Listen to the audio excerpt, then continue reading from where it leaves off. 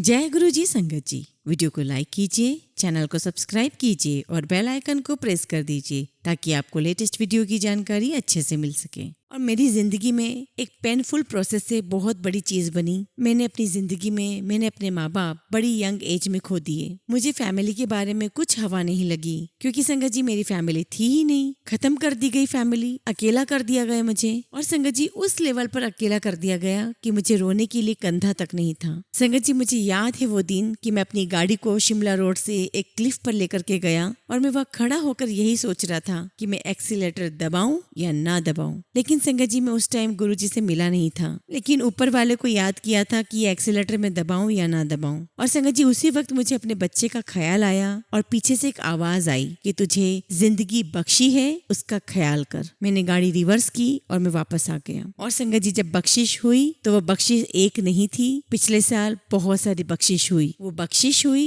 एक गुरु परिवार को बनाने की। ये वो गुरु परिवार है जिसका कोई ब्लड रिलेशन नहीं। ये वो गुरु परिवार है जो कि एक दूसरे को जानता नहीं। और वो गुरु परिवार गुरुजी महाराज ने बख्शा। संगत जी जब मैं पहली बार गुरुजी महाराज के दरबार में बैठा था, हम लोग कुंडलियों के बारे में बातें करते हैं। तो संगत जी अगर मैं आपसे बात करूं मेरी कुंडली की, तो मैंने मेरी कुंडली देखी है, पढ़ी है और मुझे लिटरली उसके अंदर ईयर्स मंथ्स याद है और उसमें कब क्या है ये सब मुझे पता है। और संगत जी वो कुंडली में फाड़ चुका हूँ क्योंकि गुरुजी महाराज ने मुझे जो विश्वास दिया था उसके बाद मुझे उस पत्रिका की, उस कुंडली की जरूरत नहीं लगी। लेकिन फिर भी संगत जी वो कुंडली तो दिमाग में है ही। संगत जी मैं ऐसा नहीं कहता हूँ कि मुझे कुंडली पर विश्वास नहीं है। मुझे कुंडली पर तो विश्वास है, लेकिन जो प्रोसेस होती है उस प्रोसेस पर विश्वास नहीं है। ये करो, ये लाओ, वो पूजा करो, मुझे इस चीज पर विश्वास नहीं है। मुझे सिर्फ एक ही चीज पर विश्वास है, वो है अरदास। और अगर गुरुजी महाराज के सामने अरदास करो और अगर वो सही है तो जरूर पूरी होती है। जय गुरुजी संगत जी। गुरुजी का अनंतम अनंतम शुक्राना। गुरुजी के श्री चरणों में कोटि कोटि प्रणाम और गुरुजी की प्यारी प्यारी संगत को जय गुरुजी। संगत जी हमेशा की तरह आज का भी सत्संग बहुत सुंदर है, बहुत खास है। गुरुजी की प्यारी और पुरानी संगत का सत्संग है और गुरुजी महाराज ने संगत को बहुत बहुत ब्लेस किया है और सत्संग बहुत अद्भुत है, बहुत सुंदर है। आप सभी संगत से रिक्वेस्ट है सत्संग को अंत तक सुने, पूरा सुने, गुरुजी का ध्यान करते हुए सुने। संगत जी अगर आप भी अपने सत्संग हमें शेयर करना चाहते हैं तो सुंदर लिखावट में हिंदी में ईमेल आईडी और व्हाट्सएप पर शेयर कर सकते हैं और अगर आप चाहें तो ईमेल आईडी और व्हाट्सएप पे टाइप भी कर सकते हैं। तो चलिए संगत जी सत्संग शुरू करते हैं। संगत जी आज हम जिनका सत्संग सुनने जा रहे हैं वो गुरुजी की प्यारी और पुरानी संगत जेके अंकल का सत्संग है। जय गुरुजी, शुक्राना गुरुजी, सारी संगत को जय गुरुजी। हर पल का शुक्राना गुरुजी, हर श्वास का शुक्राना गुरुजी। मैं गुरुजी महाराज का शुक्राना करना चाहता हूँ, थैंक यू बोलना चाहता हूँ कि जो पल गुरुजी महाराज के साथ हमने बिताए वो पल सत्संग बन गए और उन्हें आप सभी के साथ शेयर करने का मौका मुझे गुरुजी महाराज ने दिया है। संगत जी जब मैं गुरुजी महाराज से जुड़ा और उनके दरबार में आया तो मेरे मन में कई सवाल थे। मैं कई सारे सवालों को लेकर आया था और जिनमें से कुछ खास सवाल ये थे कि सत्संग कैसे करते हैं, कहाँ किया जा सकता है और सत्संग को करने की सामग्री क्या होगी। और जैसे जैसे संगत जी मैं गुरुजी महाराज से जुड़ता चला गया मुझे ये समझ में आने लगा कि इन सब सवालों की कोई वैल्यू ही नहीं है, इन सब सवालों के कोई जवाब पाने की आवश्यकता ही नहीं है। क्योंकि संगत जी मैं जिस दरबार में खड़ा था उस दरबार में सिर्फ और सिर्फ केवल भाव चाहिए। भाव, ऐसा भाव जिससे आप और आपके सदगुरु जुड़ सकते हैं। भाव ऐसा जो चेहरे पे कुछ और मन में कुछ और ना हो, अर्थात दोनों तरफ बराबर और एक जैसा भाव होना चाहिए। भाव ऐसा कि आप अपने सदगुरु के सामने अपने मन की हर बात बिना शर्म किए, बिना लाज लिए, बिना शर्माते हुए आप कह सके। एक दर्पण की तरह, एक खुली किताब की तरह अपने आप को अपने सदगुरु के सामने रख सके बिना किसी प्रॉफिट के। और संगत जी जब मैं गुरुजी के दरबार में पहुंचा तो मेरा मन बड़ा खुश हो गया। आप एक ऐसे सदगुरु के दरवाजे पर हो, एक ऐसे सदगुरु के दर पर हो जहाँ कोई दिखावा नहीं है, जहाँ कोई आडंबर नहीं है। सिर्फ आपकी रूह उनसे कनेक्ट होती है और आपकी रूह की जो औकात है वो उसी से खुश है। गुरुजी महाराज के दरबार में पहुंचकर संगत जी बहुत बहुत दिल को सुकून आया। संगत जी गुरुजी महाराज अक्सर कहा करते थे कि मांगो नहीं मनो, और कुछ चीजें गुरुजी महाराज ने समझाई, कुछ अपने आप से मैंने समझने की कोशिश करी और कुछ बातें जो समझ में नहीं आ रही थी वो औरों से समझने की कोशिश की। लेकिन जब जवाब नहीं मिला तो गुरुजी महाराज के दरबार में बैठ जाता था, उनसे कहता था कि गुरुजी महाराज सब कुछ आपके ऊपर छोड़ा है, आप समझाइए क्या सही है क्या गलत है। संगत जी, गुरुजी महाराज सिंपली एक ही चीज कहा करते थे कि तेरा जो दिल करता है तू वो कर, तूने सेवा करनी है तू कर, जिस तरीके से करनी है तू उस तरीके से कर, उसके अलावा कुछ भी जरूरत नहीं है। मन में आया संगत जी कि गुरुजी के लिए पाव भाजी बनानी है तो मैंने पाव भाजी बनाई। संगत जी, इसका भी सत्संग है। हुआ ये संगत जी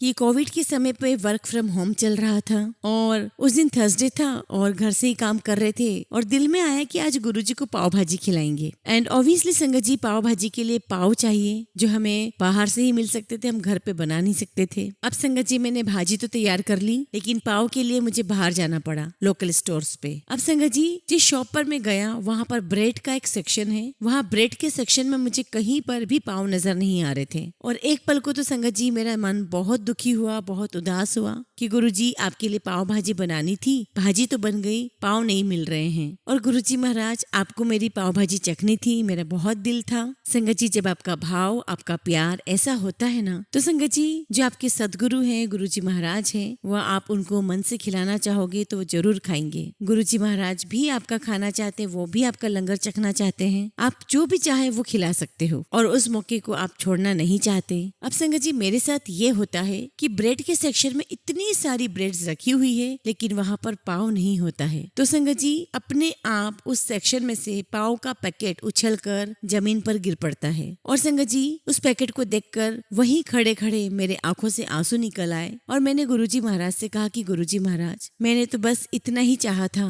कि मेरी बस इतनी ही कामना थी, इच्छा थी कि मैं आपकी इस प्रकार से सेवा करूं, आपको इस प्रकार से लंगर करवाऊं और आप जो है वो मेरी इस तरीके से मदद कर रहे हैं। मैं आपके लिए लंगर बनवाने की कोशिश कर रहा हूं और आप मेरी मदद कर रहे हैं। ये प्यार नहीं है तो क्या है संगत जी? संगत जी, मैं हमेशा यही कोशिश में रहता हूँ कि मैं सुबह की चाय गुरुजी महाराज के साथ पीऊं और सुबह का नाश्ता अपने गुरु महाराज के साथ करूं। संगत जी, सुबह उठकर दिल किया कि मैं नहा करके गुरुजी महाराज के साथ अपना सत्संग शेयर करूं तो संगत जी, रोज सुबह सत्संग शेयर होने लगे और संगत जी, दिल किया कि क्यों ना बैठ लेते हैं गुरुजी महाराज के साथ। हम अपने माँ बाप के साथ भी तो सुबह बैठते हैं। ये बात और है कि मेरे पेरेंट्स नहीं हैं और इस बात पर एक चीज जरूर कहूंगा, किसी ने ये कहा है कि जब ऊपर वाला नहीं होता है तो वो माँ के रूप में, बाप के रूप में अपने आप को नीचे भेजता है, लेकिन जिसके माँ बाप नहीं होते संगत जी, उसे खुद आना पड़ता है। तो संगत जी, रोज सुबह उठकर आप सदगुरु को अपना माँ बाप मानते हो तो संगत जी, जो कुछ भी आप प्यार से देते हो वो ग्रहण कर लेते हैं। इस तरीके से संगत जी, रोज सुबह गुरुजी महाराज ने मुझे अपने साथ बिठाना शुरू किया। सुबह सुबह सत्संग करना, सुबह सुबह शब्द सुनना और इन्हीं शब्द में से अपने कई सवालों के आंसर निकालना और सभी चीजों को पॉजिटिव लेना। और संगत जी, साथ ही साथ ऐसा होने लगा कि धीरे धीरे और भी संगत जुड़ने लगी और संगत जी, जब आप एक बार पॉजिटिविटी बढ़ाते हो तो वो ऐसे ही चलती जाती है। अब संगत जी, इसमें कहीं कोई इंटेंशन नहीं था, सिर्फ इसमें अपने गुरु के प्रति प्रेम था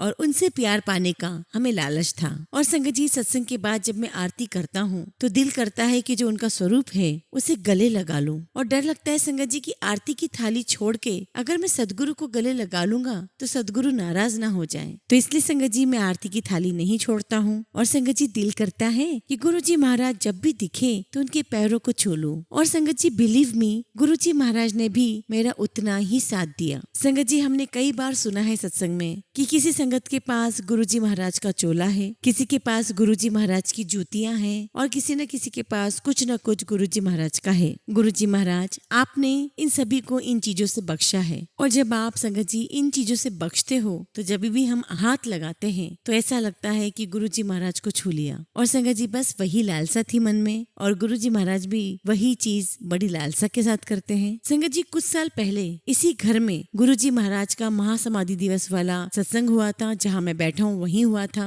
और संगत जी, गुरुजी महाराज ने मुझे अपने आप ही अपना चोला बख्शा और उस चोले में से अपने आप बहुत सारे छोटे छोटे ओम निकल आए। संगत जी, फरवरी 2022 की बात है, मैं गुरुजी महाराज के लिए फ्लावर्स लाया करता था और उन्हीं फ्लावर्स को जब मैं अपने हाथों से सजा के रखता हूँ और ऐसा लगता है कि बस गुरुजी महाराज इन फूलों को आप एक्सेप्ट कर लेना, मैं लाया तो हूँ इतने मन से, बस आप इसे एक्सेप्ट कर लेना। तो संगत जी, गुरुजी महाराज भी कभी कभार उसी एक्सेप्टेंस में जवाब दे देते हैं। तो संगत जी अगली बार जब वो फ्लावर्स खराब हुए तो मैंने उन फ्लावर्स को फ्लावर पॉट में से निकाला। अब संगत जी जो फ्लावर पॉट है वो सफेद कलर का है और जैसे ही मैंने फ्लावर्स निकाले उसमें मुझे ओम के दर्शन हुए। तो गुरुजी महाराज आपका लख लख शुक्राना, आपने वो चिन्ह छोड़े जिन्हें देखकर लगता है कि आप हमारे साथ हैं। अब संगत जी सुबह का टाइम हमने निश्चित कर लिया था गुरुजी महाराज के सत्संग के लिए। तो कभी कभार ऐसा हो जाता है कि रात में काम ज्यादा है, लेट हो गए सोने में, सुबह ऐसा लग रहा है कि सत्संग नहीं हो पाएगा, लेकिन संगत जी गुरुजी महाराज को टाइम दे दिया तो दे दिया, उसमें कोई भी गुंजाइश नहीं है किसी भी प्रकार से ना करने की। एक बार ऐसा हुआ संगत जी कि मैं और मेरी आंटी सुबह के सत्संग की तैयारी कर रहे थे। कुछ मेरी आंटी काम कर रही थी, कुछ मैं काम कर रहा था। हमें दरबार फटाफट लगा करके सत्संग हमें टाइम से शुरू करना था, 6:30 मतलब 6:30 बजे। और संगत जी इसका भी एक बहुत बड़ा रीजन है। अब संगत जी होता ये है कि हम गुरुजी महाराज का दरबार सेट कर रहे हैं और हमसे कुछ चीजें मिस होने लगती हैं। और देखिए संगत जी गुरुजी महाराज वहीं पर आकर के मदद करते हैं। संगत जी जो जोत है वो रात में ठंडी पड़ गई थी, लेकिन संगत जी वही जोत सुबह अपने आप जल पड़ती है। संगत जी ये है गुरुजी महाराज का प्यार। और संगत जी मुझे कैंडल्स की रोशनी में सत्संग करना बहुत पसंद है और वो भी सुबह सुबह। बस संगत जी कोशिश यही होती है कि गुरुजी महाराज को किसी भी चीजों से तकलीफ ना हो। तो संगत जी एक दिन मैं सुबह में सत्संग कर रहा था कैंडल जला करके। अब संगत जी जब सत्संग खत्म होता है तो सारी कैंडल्स जल नहीं रही होती है, कुछ कैंडल्स बुझ जाती हैं, कुछ जल रही होती हैं। अब संगत जी एक कैंडल था,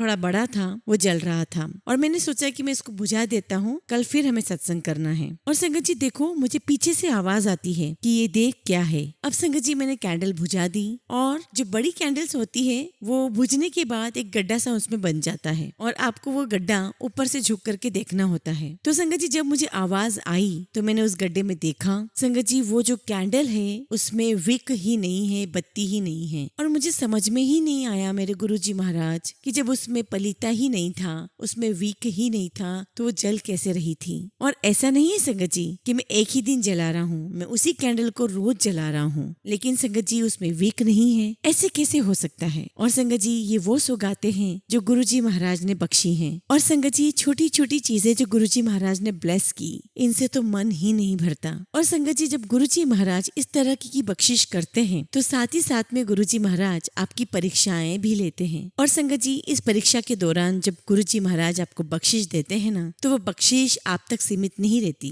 वो बख्शिश आगे तक जाती है। तो संगत जी मेरे कलीग हैं और गुरुजी महाराज की कृपा है, काफी समय से जो हमारा बिजनेस चल रहा है, जो बहुत अच्छी ग्रोथ है, और उसमें जो मेरा काम है वो IT रिलेटेड है, सारा का सारा काम डिजिटल रिलेटेड है। तो संगत जी IT में थोड़े लोग टिक जाते हैं, कुछ लोग आगे चले जाते हैं, कुछ लोग यहाँ पर पकने आ जाते हैं और कुछ लोग जब परफॉर्म नहीं कर पाते तो उन्हें आगे भेज दिया जाता है। संगत जी जब मैं किसी के साथ इस बात की शेयरिंग कर रहा था, क्योंकि संगत जी हर किसी को गुरुजी महाराज के बारे में पता नहीं, और जब वो ये सोचते हैं कि उनका बॉस है जो गुरुजी महाराज के पीछे ही क्यों लगा रहता है, तो संगत जी अलग अलग देश से बहुत सारे लोग मिलते हैं तो पूछते हैं कि क्या ये आपके गुरुजी हैं। तो ऐसे ही संगत जी मुझे मेरे कलीग ने गुरुजी महाराज के बारे में पूछा, और जो मेरे कलीग थे संगत जी वो बाय रिलीजन मुस्लिम थे, और मैंने उन्हें समझाया कि देखो यहाँ पर सिर्फ और सिर्फ केवल दुआ मांगनी होती है, अरदास करनी होती है, और अरदास के अलावा कुछ भी नहीं, और बाकी हमारे रब के ऊपर है कि वो क्या चाहते हैं हमारे लिए और क्या हमारे लिए बेस्ट है वो वही देंगे। अब संगत जी ये जो बात हो रही थी ये उस मुद्दे पर हो रही थी जब हम उस एम्प्लॉय को कहने वाले थे कि भाई अब तुम जाओ, क्योंकि संगत जी उसके कुछ स्किल्स ऐसे थे जो मैच नहीं हो पा रहे थे। तो संगत जी हमने उससे कह दिया। अब संगत जी उसका विश्वास क्या कहता है, उसने कहा कि ये आपके गुरु हैं। हमने कहा हाँ जी हमारे गुरु हैं। तो वो कहने लगे कि ये जो आपके गुरु हैं वो मेरा काम तो कर ही देंगे ना। तो मैंने कहा कि भाई आप अरदास करके देख लो, गुरुजी महाराज देखेंगे, उन्हें जो करना है वो कर देंगे। मैंने कहा कि ये तो डायरेक्ट कनेक्शन की बात है, आप गुरुजी महाराज से डायरेक्ट कहिए, उसमें मेरा कोई रोल प्ले नहीं है। खैर संगत जी उन्होंने जो भी अरदास करी, जैसे भी करी, और संगत जी इस बात को 1.5 महीने हो गए और 1.5 महीने में गुरुजी महाराज ने उसकी पूरी जिंदगी पलट दी, वो भी संगत जी मेरे साथ रहते रहते। अब आप ये सोचिए संगत जी कि वो जो काम कर सकता था, तो संगत जी उस काम के लिए कि उसकी नौकरी ना जाए, गुरुजी ने मुझसे एक नई कंपनी बनवा दी जो कि कम्प्लीटली एक नए डोमेन में है, और जिस डोमेन में काम करना है उसका एरिया बहुत बड़ा है, और वो लड़का वो एम्प्लॉय वहाँ काम कर सकता है। और संगत जी ये बात मुझे भी क्लियरली समझ में आ गई कि अगर आपका सदगुरु आपको बख्शने पर आ जाए ना, तो संगत जी वो आपके लिए कायनात हिला देता है। है। और ये जो मैंने एग्जाम्पल दिया, ये जो सत्संग सुना है, तो बहुत छोटी सी बात है संगत जी। एक किसी की नौकरी को मैनेज करने के लिए उसकी नौकरी ना चली जाए, गुरुजी महाराज ने सारे नए इन्वेस्टमेंट रोल्स को सारे ओपन करा दिए, सारी नई इन्वेस्टमेंट्स हो गई, सब कुछ काम हो गया, लाइसेंसिंग हो गया, सारे काम हो गए। और वो भी संगत जी इस एक जॉब को बचाने के लिए, क्योंकि संगत जी उन्होंने कोई अरदास की होगी। और मैंने कहा गुरुजी महाराज आप तो सिर्फ और सिर्फ कमाल करते हो, सिर्फ कमाल करते हो। और संगत जी मेरी बेटी का भी सत्संग कुछ इसी प्रकार से था और बहुत बढ़िया था। संगत जी कोविड के टाइम पे मैं और वो इंडिया में फंसे हुए थे, मेरी बेटी और मैं इंडिया में फंसे हुए थे। फंसा हुआ नहीं कह सकता, मैं ये कहूंगा कि गुरुजी महाराज ने हमें इंडिया में बिठाए रखा और गुरुजी महाराज ने हमसे हर हफ्ते पे हफ्ते सत्संग करवाए। और संगत जी चूंकि उसे ऑस्ट्रेलिया जाना था, हमने गुरुजी महाराज से सवाल किए थे कि इसका कहाँ पे करवाएं, और गुरुजी महाराज का जवाब भी यही आया था कि उसका ऑस्ट्रेलिया में ही होगा। खैर संगत जी हमने उसका ऑस्ट्रेलिया एडमिशन करवा दिया, बट लॉकडाउन की वजह से ऑस्ट्रेलियन बॉर्डर्स क्लोज्ड हो गई थी और वहाँ हम जा नहीं सकते थे संगत जी। और जैसे ही सब कुछ खुला तो यहाँ से हमें सिंगापुर होते हुए ऑस्ट्रेलिया जाना थोड़ा डिफिकल्ट रहा। मन में थोड़ा सा लगा संगत जी कि देखो बेटी अकेली जा रही है, पता नहीं वहाँ पर कैसे क्या होगा। फिर पता लगा संगत जी कि मेरी बेटी जिस कोर्स को करने के लिए जा रही है उसी के साथ में 2 लड़कियां और हैं, और वो जो 2 लड़कियां हैं वो अपने साथ ही मेरी बेटी को अकोमोडेट कर देंगी। उन्होंने कोई विला ले लिया था। और संगत जी ये सुनकर मुझे बहुत सुकून मिला। लेकिन संगत जी जिस दिन मेरी बेटी ऊर्जा ने जाकर के वहाँ लैंड किया तो संगत जी मेरी बेटी ने उन लड़कियों को फोन किया और कहा कि मैं एयरपोर्ट पर आ गई हूँ और मैं थोड़ी देर में पहुंच जाऊंगी। अब संगत जी सामने से उनमें से एक लड़की जिसके नाम पर लीज थी वो कहती है कि तुम यहाँ पर मत आना, क्योंकि मेरे पेरेंट्स इंडिया से आ रहे हैं, इसलिए तुम यहाँ पर मत आना। अब संगत जी मेरी बेटी ने मुझे फोन किया और कहा कि dad this is the situation. अब संगत जी हमारे पास तो हर मर्ज की एक ही दवा है, दौड़कर गुरुजी के पास। और मैंने गुरुजी महाराज से सवाल किया कि गुरुजी महाराज क्यों ऐसा किया। लेकिन संगत जी जो गुरुजी महाराज करते हैं ना वो संगत के लिए बिल्कुल करेक्ट करते हैं, सही करते हैं। अब संगत जी रातों रात हमने एक नई अकोमोडेशन देखी, और जो नई अकोमोडेशन है वो मेरी बेटी की बहुत अच्छे इंसान के साथ हुई जिसे मेरी बेटी दीदी कहती है, और दोनों का आपस में बड़ा प्यार भी है। और वो जो लड़की है जिसके साथ मेरी बेटी रहती है वो कुछ सालों से ऑस्ट्रेलिया में भी है। अब संगत जी मैं आपको इशारों में समझा दूं कि जब मेरी बेटी उन 2 लड़कियों के साथ रहने वाली थी पहले, उनके साथ रहना उसके लिए ठीक नहीं था, इसलिए गुरुजी महाराज ने वही रोका लगा दिया, वही रोक दिया, आगे बढ़ने ही नहीं दिया। और संगत जी जब हमें लगता है कि हमारे साथ बुरा हो गया है, खराब हुआ है, लेकिन फिर वही बात आती है संगत जी कि कुछ तो सोचा होगा गुरुजी ने, तो संगत जी उसकी रजा में क्यों ना राजी हूँ। जो अब तक संभाल के लेकर आए हैं तो यहाँ से आगे भी वही संभाल कर लेकर जाएंगे। तो डर कैसा है? तो अगर डर नहीं है और पूरा विश्वास अपने गुरु पर है तो जो प्रॉब्लम है वो उनकी है। मैं अपना बच्चा उनके भरोसे छोड़कर आया था, क्योंकि संगत जी जब मैं अपनी बेटी को ऑस्ट्रेलिया छोड़कर आया था तो मैंने आते से ही गुरुजी महाराज के स्वरूप के सामने कहा था कि अब वो आपके हवाले है। और मैंने गुरुजी महाराज से कहा कि इसी लड़की ने मुझे जोड़ा था आपसे,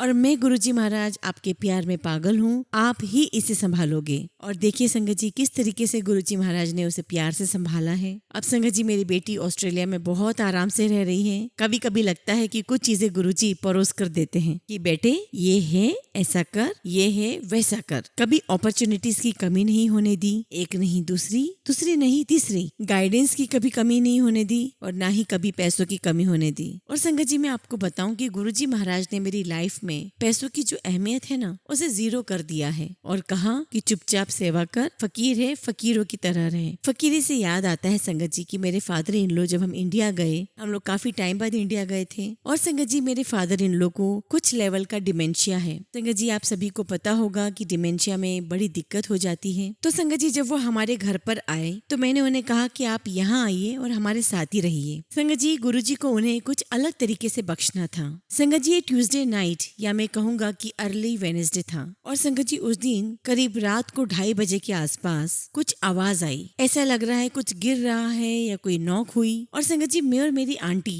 बेडरूम से बाहर निकले, और बेडरूम से बाहर निकल के खड़े हुए तभी फिर से एक और आवाज आई। और जैसे ही हमने हमारे पेरेंट्स का दरवाजा खोला तो मैं क्या देखता हूँ संगत जी कि मेरे जो फादर इन लो हैं वो जमीन पर औंधे पड़े हुए हैं। उनको मैंने उठाया और जैसे ही उनका सिर मेरी गोद में रखा, उनका फेस पूरा के पूरा कटा हुआ था, माथे से लेकर आंख तक। हमें बात समझ में नहीं आ रही थी कि ये हुआ तो हुआ कैसे। हमने अपने आप को संभाला, इमरजेंसी में हमने जो कुछ भी उन्हें लगाना था वो उन पे वो लगाया, और इमरजेंसी में हम उन्हें हॉस्पिटल लेकर भागे। संगत जी उनको नो स्टिचेस आए और उन्हें हम फिर घर ले आए। संगत जी ये सब कुछ 2:30 बजे के आसपास हुआ और 3:30 बजे तक हम उन्हें घर भी ले आए। अब संगत जी जैसा कि मैंने आपको बताया था कि मैंने अपने सत्संग का टाइम 6:30 बजे फिक्स किया हुआ था, तो उसके हिसाब से इंडिया में तो 4 बज रहे थे और मैं 4 बजे तक लौट आया था घर पे और मुझे 4 बजे सत्संग भी करना था और उस समय तक हम वापस भी आ गए। संगत जी उस दिन 2 चीजें हुई। पहली, उस दिन वेडनेसडे था और थर्सडे शाम को जब सत्संग हुआ, फादर इन लॉ अपने बेडरूम में बैठे हुए थे। अब संगत जी वो अपने आप चलकर सत्संग में आए, गुरुजी के चरण स्पर्श किए और बैठ गए। संगत जी आपको मैं इतना बता दूं कि उन्हें गुरुजी के बारे में कुछ भी नहीं पता था और ना ही उन्हें कभी इन सारी चीजों पर विश्वास था। और संगत जी देखिए उनके मुंह पर सिर्फ एक ही शब्द आ रहा था, गुरुजी गुरुजी गुरुजी। उन्हें बिठा लिया अपने पास, आरती हुई और आरती के समय जब जय शिव ओमकारा बजा तो जय शिव ओमकारा करते रहे। संगत जी जब ये सारी चीजें होती हैं तो आप यकीन मानिए ये सब कुछ गुरुजी के द्वारा किया गया सेटअप होता है। हमें देखने में लगता है कि ये कुछ और है, पर ये सब कुछ सेटअप जमाया हुआ होता है गुरुजी महाराज का। क्योंकि संगत जी जब वो गिरे और गिरने के बाद वो जब उठे और उसके कुछ दिनों के बाद उनकी डिमेंशिया का लेवल कम हो गया, तो इस तरीके से संगत जी गुरुजी ने उन्हें ब्लेस किया। उसके एक दिन पहले ये जो घटनाक्रम हुआ संगत जी, उसके एक दिन पहले वो कहीं बैठे हुए थे, पानीपत में कलंदर साहब की जो दरगाह है उसके बारे में बातें चल रही थी और ऐसा हुआ कि कलंदर शाह की दरगाह पर जाने की बातें हुई और फादर इन लोग को भी वहाँ ले जाने की बातें हुई। संगत जी जब हम वहाँ पर गए तो दरगाह में कैसे अंदर जाना है वो मैं भूल चुका था। संगत जी मुझे ये समझ में नहीं आ रहा था कि मैं किस प्रकार से किसी दरगाह में एंटर करूं। और इससे पहले संगत जी मैं कितनी ही जगह पर मैं गया हूँ, हाजी अली भी गया हूँ, पर इस बार संगत जी जब मैं जा रहा था तो मुझे समझ में नहीं आ रहा था कि हाउ डू आई एंटर, और जो उस दरगाह में बैठे हैं वहाँ जो बैठे हैं मैं उन्हें क्या बोलूंगा। तो संगत जी इस बार जब मैं गया तो मैं उनकी मजार शरीफ के सामने खड़ा था और वहाँ उनके सामने खड़े होकर मेरे दिल से सिर्फ एक ही चीज निकली कि मैं अपने गुरु की ओर से आपके लिए सलाम लेकर आया हूँ और अगर आप सलाम दें तो मैं उनके लिए वापस लेकर जाऊंगा। संगत जी एक अजीब सा कम्युनिकेशन क्रिएट हो गया, मुझे कुछ समझ में ही नहीं आया कि क्यों भेजा गया। I have still no idea. और सबसे बड़ी बात संगत जी कि मैंने इस तरीके से किसी से बात नहीं की थी, मैंने किसी को सलाम नहीं बजाया था इस तरीके से। लेकिन संगत जी ये क्यों हुआ इसकी असली वजह तो मुझे भी नहीं पता, लेकिन ऐसा हुआ। संगत जी जब मैं पहली बार गुरुजी महाराज के दरबार में बैठा था, हम लोग कुंडलियों के बारे में बातें करते हैं, तो संगत जी अगर मैं आपसे बात करूं मेरी कुंडली की तो मैंने मेरी कुंडली देखी है, पढ़ी है और मुझे लिटरली उसके अंदर ईयर्स मंथ्स याद है और उसमें कब क्या है ये सब मुझे पता है। और संगत जी वो कुंडली में फाड़ चुका हूँ क्योंकि गुरुजी महाराज ने मुझे जो विश्वास दिया था उसके बाद मुझे उस पत्रिका की, उस कुंडली की जरूरत नहीं लगी। लेकिन फिर भी संगत जी वो कुंडली तो दिमाग में है ही। संगत जी मैं ऐसा नहीं कहता हूँ कि मुझे कुंडली पर विश्वास नहीं है, मुझे कुंडली पर तो विश्वास है, लेकिन जो प्रोसेस होती है उस प्रोसेस पर विश्वास नहीं है। ये करो, वो करो, ये लाओ, वो पूजा करो, मुझे इस चीज पर विश्वास नहीं है। मुझे सिर्फ एक ही चीज पर विश्वास है, वो है अरदास। और अगर गुरुजी महाराज के सामने अरदास करो और अगर वो सही है तो जरूर पूरी होती है। संगत जी मैं अब की बात बता रहा हूँ, मुझे सडनली दांत में दर्द हो गया और संगत जी बहुत सीवियर दर्द था और ये दर्द तब हुआ जब मैं डेंटिस्ट के पास जा रहा हूँ। मैं इंडिया में थे, मैंने सारे अपने दांत वात साफ करवाए, तब कुछ बढ़िया करवाया, डॉक्टर से चेक करवाया और मैंने कहा कि कुछ है तो नहीं है, अगर कुछ है तो उसको फिक्स करूँ। और मैंने वो सारी चीज करने के बाद ही सोचा कि मैं जाऊंगा बाहर, और डेंटिस्ट ने बड़े अच्छे से सारी चीजें फिक्स कर दी और उसने कहा कि आप बिल्कुल परफेक्टली फाइन है। मैंने बोला 3D एक्सरे करिए, उसने 3D एक्सरे भी किया और उसने कहा कि कुछ भी नहीं है आपको। अब संगत जी मैं सिंगापुर आया और मेरे दांतों का दर्द बढ़ गया और मैं उससे कह रहा हूँ कि भाई देख लो क्योंकि मुझे बहुत दर्द है मेरे R5 और 6 में, और वो कहता कि नहीं ऐसा कुछ भी नहीं है, आप चिंता मत करो। तो मैंने कहा कि अगर कुछ है नहीं तो दर्द क्यों हो रहा है, तो उसने कहा कि नहीं कोई बात नहीं, मैं आपका 3D एक्सरे फिर से देखता हूँ। अब संगत जी देखिए एक तरफ कुंडली की बात हो रही है और एक तरफ एक्सरे की बात हो रही है। अब संगत जी उसने एक्सरे देख करके मुझे कहा कि आपके R5 और R6 के बीच में कैविटी है और वो कैविटी आपको परेशान कर रही है। तो फिर वो मुझे कहने लगा कि यार मुझे माफ कर दे, आई एम सॉरी, मैंने ध्यान से नहीं देखा, तो मेरा दोस्त है। अब संगत जी चूंकि दिखाना है तो मैंने सोचा कि चलो यहाँ पर भी सिंगापुर में भी जाएंगे, डेंटिस्ट के पास दिखाएंगे। अब संगत जी मुद्दा ये था कि मेरी जिस दिन बात हुई थी वो महाशिवरात्रि की रात थी, जो कि हम लोग 12 घंटे का सत्संग कर रहे थे। हम अलग अलग फैमिली सत्संग कर रहे थे और सुबह 6:30 बजे की बारी मेरी थी। अब संगत जी मैंने सुबह 6 बजे शुरू किया और मेरे दांत में बहुत दर्द। संगत जी जब सत्संग शुरू हुआ तो सवाल ये नहीं था गुरुजी से कि मेरे दांत में दर्द क्यों हुआ, सवाल ये था गुरुजी से कि दांत में दर्द देकर आप मेरा कौन सा कष्ट कटवा रहे हो। मैं ये पेन सहने को तो तैयार हूँ, लेकिन बस आप मुझे एक बार जवाब दे दो कि आप ये दे क्यों रहे गए हो? कुछ तो कारण होगा इसके पीछे। जब मैंने आपको अपनी जिंदगी सौंप दी है, आप ही हमारे पालनहार हो गए हो, तो फिर तो सवाल करने का मुझे प्रश्न ही नहीं बनता। फिर भी मैं ये जानना चाहता हूँ कि कौन से कष्ट हैं जो आप मुझसे कटवा रहे हो। संगत जी, सत्संग में करता हूँ, सत्संग में बैठता हूँ, सत्संग खत्म होता है और मेरे R5 R6 में फिर से दर्द उठता है। फिर मैं गुरुजी के सामने बैठता हूँ तो थोड़ा रिलीफ मिलता है। गुरुजी कहते हैं कि तुझे कुंडली याद आई? मेरी कुंडली में इस समय तक मुझे आर्थराइटिस हो जाना चाहिए था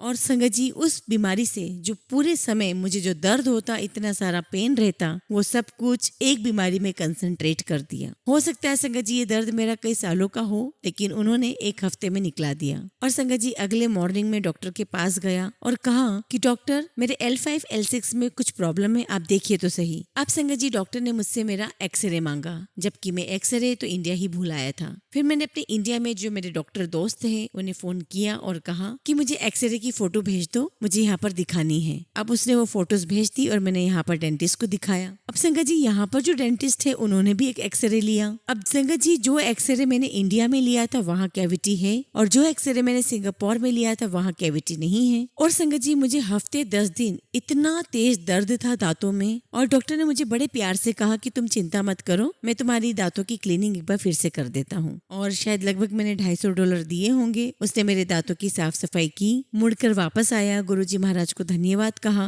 और मैंने गुरुजी महाराज से कहा कि अगर आप सालों की प्रॉब्लम एक हफ्ते की प्रॉब्लम में कन्वर्ट करके दे सकते हैं, निजात दिला सकते हैं, तो आप क्या नहीं कर सकते। उस चीज के लिए आपका बहुत बहुत शुक्राना है। संगत जी, आप जानते हैं कि लार्वा से बटरफ्लाई बनने की प्रोसेस बहुत पेनफुल होती है और वही एक पेनफुल प्रोसेस जिसके थ्रू हम जाते हैं। और मेरी जिंदगी में एक पेनफुल प्रोसेस से बहुत बड़ी चीज बनी। मैंने अपनी जिंदगी में मैंने अपने माँ बाप बड़ी यंग एज में खो दिए। मुझे फैमिली के बारे में कुछ हवा नहीं लगी क्योंकि संगत जी, मेरी फैमिली थी ही नहीं। खत्म कर दी गई फैमिली, अकेला कर दिया गया मुझे। और संगत जी, उस लेवल पर अकेला कर दिया गया कि मुझे रोने के लिए कंधा तक नहीं था। संगत जी, मुझे याद है वो दिन कि मैं अपनी गाड़ी को शिमला रोड से एक क्लिफ पर लेकर के गया और मैं वहाँ खड़ा होकर यही सोच रहा था कि मैं एक्सीलेटर दबाऊं या ना दबाऊं। लेकिन संगत जी, मैं उस टाइम गुरुजी से मिला नहीं था, लेकिन ऊपर वाले को याद किया था कि ये एक्सीलेटर में दबाऊं या ना दबाऊं। और संगत जी, उसी वक्त मुझे अपने बच्चे का ख्याल आया और पीछे से एक आवाज आई कि तुझे